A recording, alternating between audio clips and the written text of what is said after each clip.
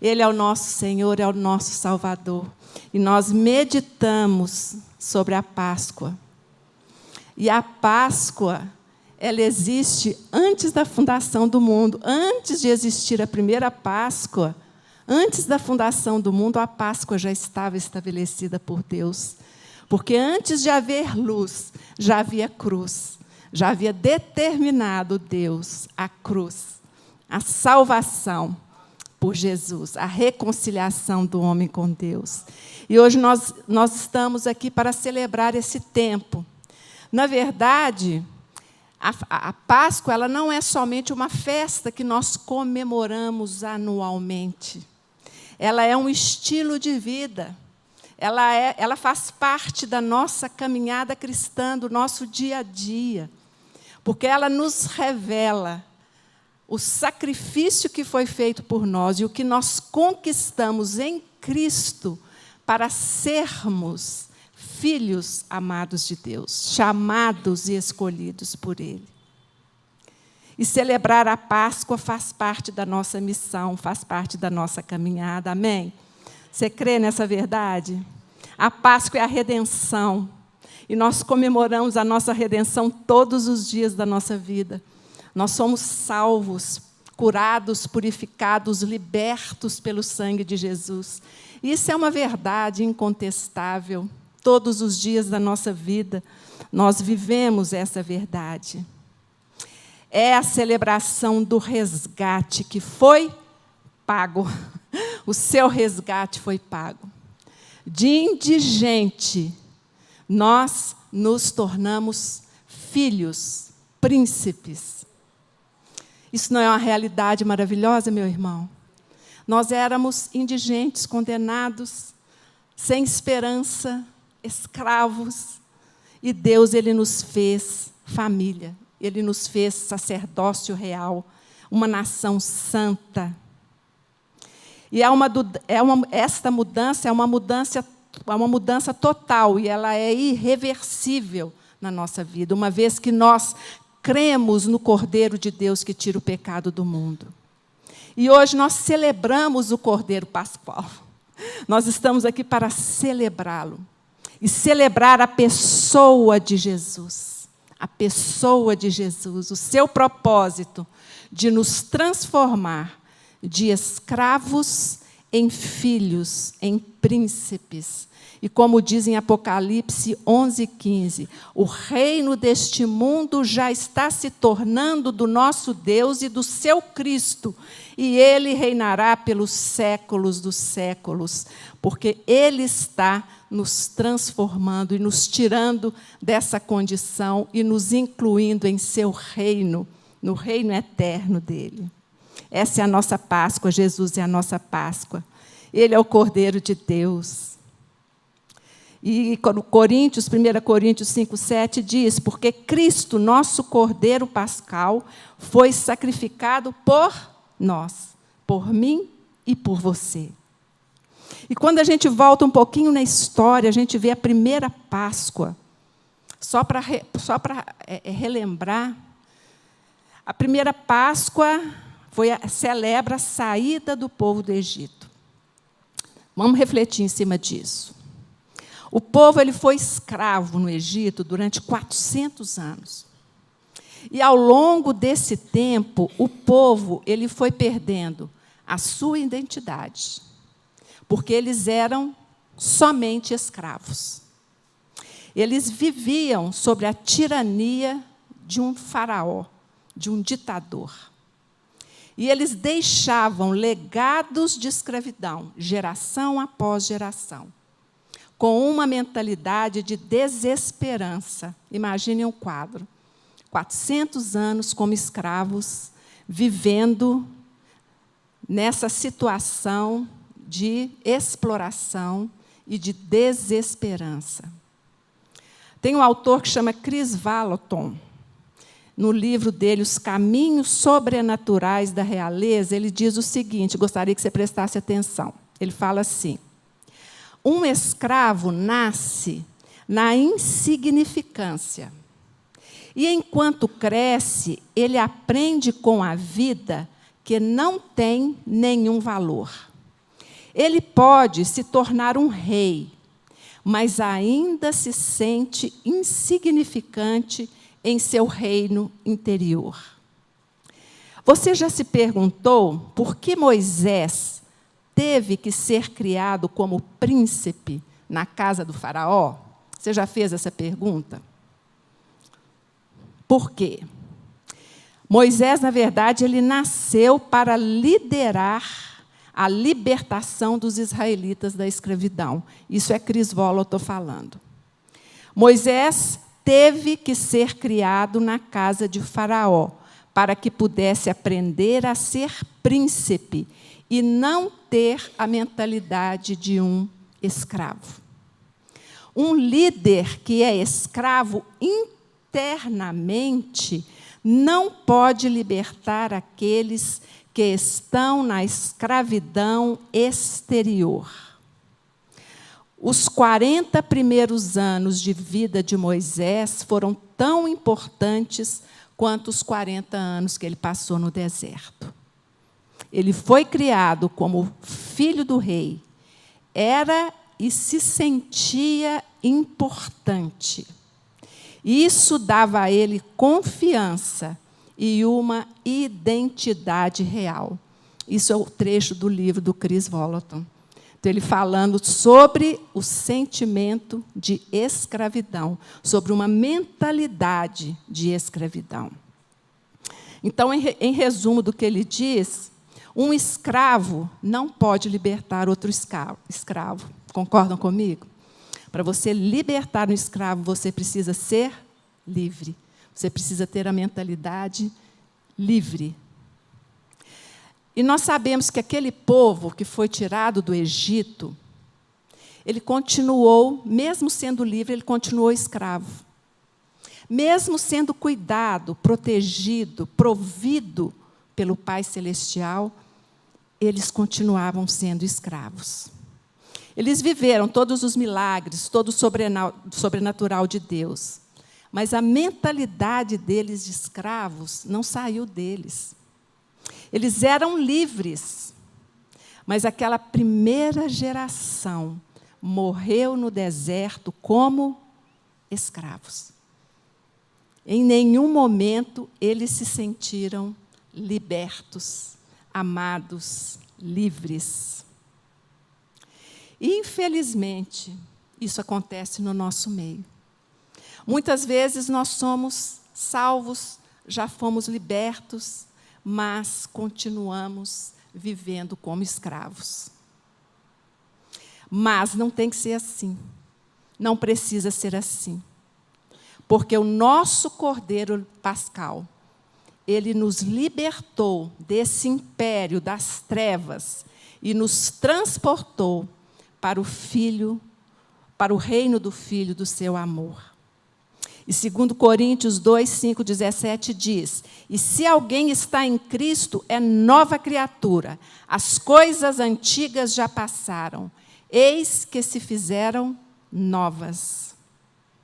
Então, a libertação do povo de Israel ali foi real e marcada pelo poder absoluto de Deus. Mas então, por que muitos deles, embora livres, permaneceram escravos? Porque eles não saíram, não permaneceram e não permitiram serem transformados. 3 aspectos: eles não saíram, não permaneceram e não permitiram a transformação que veio do Senhor. Livres vivendo como escravos, como muitos de nós. Mas nós fomos libertos pelo poder do sangue de Jesus. Mas por que tantas vezes nós nos sentimos presos ao nosso passado? E eu gostaria de destacar, só para uma reflexão rápida, 3 palavras que são importantes para essa nossa libertação, para nós sermos verdadeiramente livres e não ter nenhuma das áreas das nossas vidas aprisionada, ou nenhuma área das nossas vidas na escravidão. Então, Deus ele nos dá essa luz, Ele nos dá o Espírito Santo, Ele nos deu Jesus para que nós fôssemos totalmente livres. Então, essas 3 palavras, a primeira delas é, primeiro, sair. Repita comigo, sair. Sair. Sair. Nós temos lá em Êxodo 12, 11, anota se você tem sua Bíblia, você pode ler na sua Bíblia, se puder colocar na tela, ótimo. Então, esse texto de Êxodo 12, 11 diz, dessa maneira o comereis, lombos cingidos, sandália nos pés e cajado na mão, comê-los-ei à pressa, é a Páscoa do Senhor. Aleluia! Então, sair significa prontidão. Estou pronto a sair deste lugar. Eu estou preparado para sair desse lugar. Eu estou equipado para sair desse lugar. E eu estou decidido a deixar, a abandonar esse lugar. Esse é o nosso primeiro passo para a liberdade. Eu decido sair deste lugar de escravidão. Eu não aceito mais estar neste lugar de escravidão. Eu decido sair desse lugar. Não sei a área da sua vida que talvez você ainda esteja preso, mas você precisa dar o primeiro passo. Eu quero sair desse lugar. Deixar, desatar, desligar, tudo que precisa ser deixado, desatado e desligado, desconectado da minha vida. É um rompimento definitivo com o mundo e com o que ficou para trás. Eu deixei, eu abandonei esse mundo, eu saí desse mundo, eu saí do Egito, né? Eu saí desta escravidão. Mas nós temos, meu irmão, um inimigo que conhece as nossas vidas. E ele mantém todos os registros do nosso passado. No entanto, esses registros não possuem qualquer poder sem a nossa anuência, sem a nossa concordância. Ele tem os registros, mas ele não tem o poder se nós não dermos a ele. Nós sabemos que ele é o acusador dos irmãos, mas que Jesus, ele é o nosso defensor. Nós fazemos um acordo com o acusador sempre que olhamos para o nosso passado sem considerar o sangue de Jesus. Toda vez que nós voltamos ao passado, e esse passado nos prende, nos traz culpa, nos traz algum sentimento, é porque nós não consideramos o sangue de Jesus. Porque o sangue de Jesus, ele já nos lavou, ele já nos limpou, ele já nos purificou de todo pecado. Então, quando nós concordamos com o diabo, nós damos a ele o quê? Poder. Poder para vir, matar, roubar e destruir os nossos sonhos, as nossas vidas, os nossos relacionamentos, não é mesmo?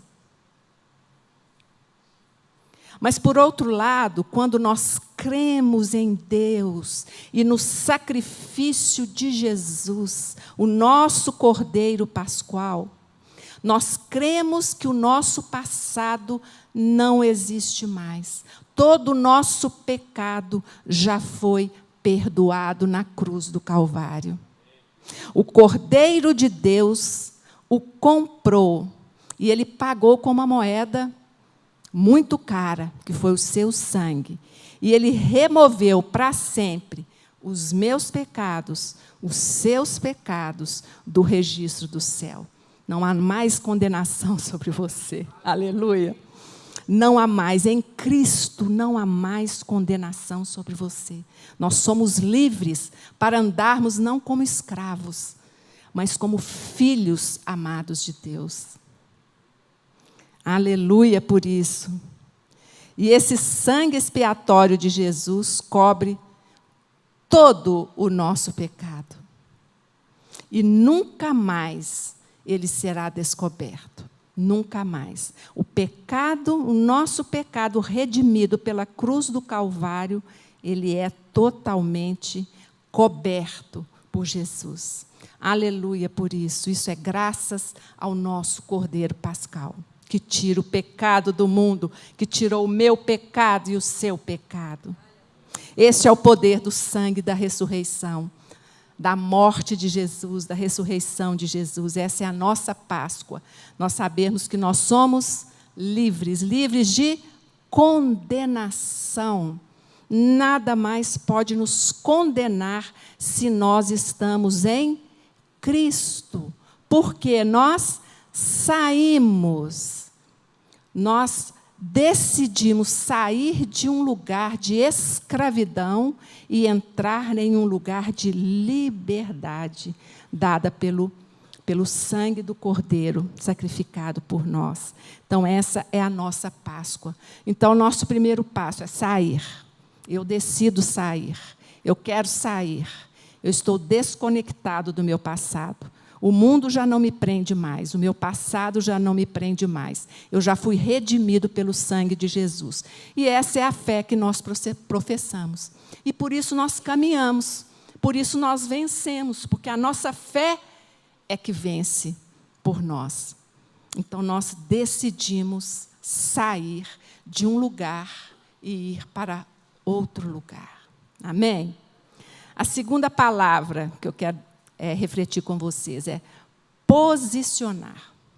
Nós precisamos sair de um lugar, mas nos posicionarmos em um outro lugar. E o nosso posicionamento é diante do nosso Cordeiro Pascal, que derramou o seu sangue por mim e por você. Ele é a nossa rocha. E nós estamos posicionados nele, em Cristo Jesus, na verdade que é absoluta. Não tem nada maior do que essa verdade. E tem o texto de Hebreus 10, 19 a 23, na Bíblia, se você puder abrir, ou anote para você ler depois, é um texto muito poderoso, e ele fala, preste atenção: tendo, pois, irmãos, ousadia para entrar no santuário pelo sangue de Jesus, pelo novo e vivo caminho que ele nos consagrou pelo véu, isto é, pela sua carne, um novo e vivo caminho. E tendo um grande sacerdote sobre a casa de Deus, cheguemo-nos com verdadeiro coração, em inteira certeza de fé, tendo os corações purificados da má consciência e o corpo lavado com água limpa, retenhamos firmes a confissão da nossa esperança, porque fiel é o que prometeu. Aleluia! Nós saímos desse lugar e entramos nesse outro, nesse novo, nesse vivo caminho. Entramos na presença do Senhor, no seu santuário, pelo seu sangue. E por isso nós retemos firme a confissão da nossa esperança, porque nós sabemos em quem nós temos crido. E Ele é fiel para cumprir aquilo que prometeu. Você pode dizer amém? Eu creio nessa verdade, porque Ele é fiel para cumprir. Não importa o que nós estejamos passando hoje, ou que nós venhamos a passar amanhã, isso aqui não muda, é imutável. Nós mudamos, mas a palavra de Deus não muda, porque Deus não muda. Graças a Deus por isso. Então, nós precisamos, essa palavra, posicionados, firmemente posicionados. Nós já saímos do lugar de escravidão. Nós já chegamos nesse lugar, nesse novo e vivo caminho. Agora, nós precisamos permanecer nele. Permanecer nele, nos manter determinados, conservando a nossa fé e a nossa esperança, como nós lemos aqui. Gálatas 5:1 diz: estais, pois, firmes, posicionados na liberdade com que Cristo nos libertou, e não tornais a meter-se-vos debaixo da servidão, ou seja, não mais escravos. Não serei mais escravo, porque eu estou firme na liberdade que Cristo conquistou com seu sangue para mim. Então, eu permaneço firme nessa verdade.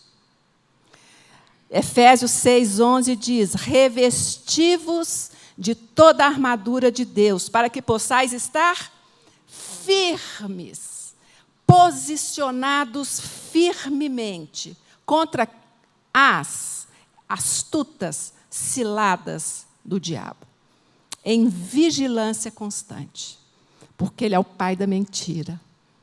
E ele vai tentar, ele está ao derredor tentando inflamar-nos com mentiras. Então, nós estamos firmes, estamos revestidos com essa armadura de Deus. Estar firmes, posicionados. E se vós, lá em João 8:32, se vós permanecerdes na minha palavra, verdadeiramente serei os meus discípulos, e conhecereis a verdade, e a verdade vos libertará. É a verdade da palavra que nos liberta da escravidão do pecado. Não mais escravos, nós já saímos daquele lugar, nós já nos posicionamos e nós permanecemos na palavra de Jesus e somos os seus discípulos. E conhecemos a verdade que já nos libertou. Isso tem que estar sempre aqui no nosso coração, porque nós somos tão facilmente distanciados dessa verdade. Essa verdade já me libertou. Outro versículo que eu queria deixar com vocês, 1 Pedro 5:10, diz: e o Deus de toda graça, que em Cristo Jesus o chamou à sua eterna glória, depois de haverdes padecido um pouco, Ele mesmo vos aperfeiçoará, confirmará, fortificará e fortalecerá. Então, nós permanecemos firmes, perseverantes, já saímos, agora nós estamos firmados na rocha da verdade, do que a palavra diz a nosso respeito. Permanecer, não ser sujeitos a mudanças. O nosso interior, a nossa alma está em constante mudança, os nossos sentimentos são tão oscilantes. Mas lá em Tiago 5:8 diz, e isso é para mim e para você, porque para nós permanecermos nesse lugar, nós precisamos buscar em Deus a sabedoria. Então, Tiago diz: se, porém, algum de vós necessita de sabedoria, peça a Deus, que a todos dá liberalmente, sem em nada faltar, e ser-lhe-á concedida. Peça, porém, com fé, em nada duvidando, pois o que duvida é semelhante às ondas do mar, impelida e agitada pelo vento. Não suponha esse homem que alcançará do Senhor alguma coisa. Homem de ânimo dobre, inconstante em todos os seus caminhos. Nós não queremos ser. Nós queremos sair desse lugar e permanecermos firmes nesse lugar que o Senhor nos colocou, que é nele, na rocha. Amém? E a terceira e última palavra, coloquei renovar, também transformar. Nós temos Paulo lá em Romanos 12:1-2, ele diz assim, muito enfaticamente, muito cheio, de compaixão e de comoção. Ele fala: rogo-vos, pois, irmãos, pela compaixão de Deus, que apresenteis os vossos corpos em sacrifício vivo, santo e agradável a Deus, que é o vosso culto racional, não é nada místico, não é nada que venha de fora para dentro, mas vem de uma escolha. Eu escolho entregar a minha vontade. Eu escolho entregar a minha vida. Eu escolho entregar as minhas decisões a Deus nesse culto racional. Eu entrego o meu corpo, os meus desejos. E não sejais conformados a esse mundo, mas sedes transformados pela renovação do vosso entendimento, para que experimenteis qual seja a boa, agradável e perfeita vontade de Deus. Então, nós precisamos começar. Nós já saímos, nós já permanecemos, mas nós precisamos ser transformados. E é um caminho que nós vamos trilhar até o fim.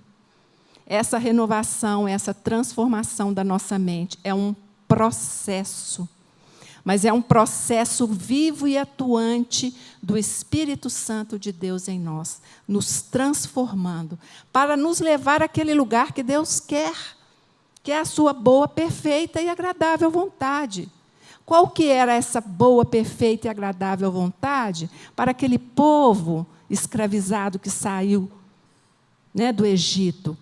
A vontade de Deus é que eles entrassem na terra prometida. Mas eles não entraram por quê? Eles não saíram porque eles não esqueceram o Egito, né? Eles não permaneceram porque eles não creram nas verdades de Deus. E eles não renovaram a mente deles. Eles continuaram sendo escravos. E isso pode acontecer conosco.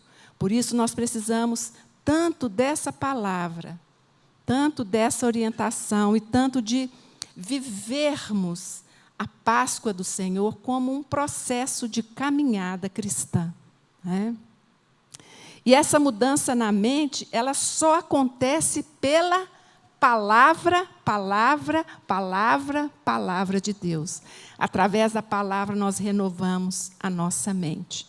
E quando nós estamos na palavra, nós somos constantemente confrontados, muitas vezes com situações e com circunstâncias muito adversas. Porque Jesus falou que nós passaríamos aflições. Se nós vivêssemos no mundo perfeito, nós não precisaríamos de transformação nenhuma, já estaria tudo ok. Mas Deus, Ele permite circunstâncias adversas para nos mostrar qual a área da nossa vida precisa de libertação. Então, Ele permite, Ele nos confronta através da palavra, através das circunstâncias. E tantos sofismas, tantos pensamentos falsos nós carregamos dentro de nós, acerca de nós mesmos, da nossa identidade, de quem nós somos, a respeito de Deus, né? Quantos pensamentos equivocados nós temos a respeito do nosso Deus e também do outro. Então, mudar a forma de pensar exige também um posicionamento. E, além de posicionamento, requer arrependimento. Senhor, eu me arrependo de pensar sobre mim mesmo o que eu pensava. Senhor, eu te peço perdão porque eu não acreditei na sua verdade. Eu preferi acreditar na mentira de Satanás. Senhor, me perdoa, eu me arrependo e quero renovar a minha mente e crer no que o Senhor diz a meu respeito e não naquilo que eu creio a meu respeito. Não é sobre o que eu creio, mas é sobre o que o Senhor diz. E é esse verdadeiro arrependimento que gera em nós essa transformação na nossa forma de pensar. Porque tudo começa no pensamento, né?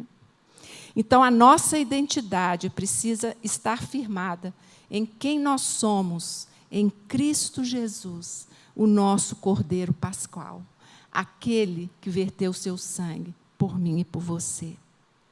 Ele é capaz de manifestar a vontade de Deus, que haja em vós a mesma mente que houve em Cristo Jesus, Diz lá em Filipenses 2,5, né? A tradução aqui, que haja em vós a mesma mente que houve em Cristo Jesus.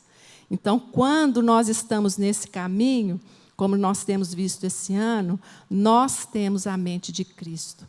E a mente de Cristo, ela crê no que Jesus crê. Ela sente o que Jesus sentia. Ela tem um relacionamento com o Pai como Jesus tinha. É ter a mente de Cristo. Então, a renovação da mente começa com a nossa identidade, obtida não naquilo que nós cremos, mas naquilo que foi conquistado pela cruz, através do sangue de Jesus. Não sou mais eu, mas é Cristo que vive em mim. Essa é a grande transformação que acontece em nosso ser, quando nós decidimos sair, permanecer e renovarmos a nossa mente, e desejarmos e deixarmos Deus nos transformar naquilo que Ele quer. E, para terminar, o último texto que eu selecionei aqui está em João 15, de 3 a 5. E eu quero declarar profeticamente sobre a sua vida, que cada um de vocês já estão limpos pela palavra que Jesus tem falado. Permanecei em mim, e eu permanecerei em vós. Como não pode o ramo produzir fruto de si mesmo, se não permanecer na videira, assim nem vós o podereis dar, se não permanecerdes em mim. Então, nós declaramos, Senhor Jesus, nós queremos permanecer em Ti. Nós já declaramos que somos limpos através da Sua palavra, de tudo que o Senhor tem falado, de tudo que o Senhor tem nos dito. E Jesus fala, eu sou a videira, vós os ramos. Quem permanece em mim e eu nele, este dá muito fruto, porque sem mim nada podeis fazer. Se alguém não permanecer em mim, será lançado fora à semelhança do ramo, e secará, e o apanharão, lançarão no fogo e o queimarão. Então, esse não é o sentido para nós, porque hoje nós conhecemos a palavra e nós não queremos, né, ser como esse último, ser lançados fora. Nós não desejamos, nós não queremos isso. Nós queremos permanecer firmes naquele que declarou essa palavra para nós. Então, eu gostaria que você fechasse os seus olhos.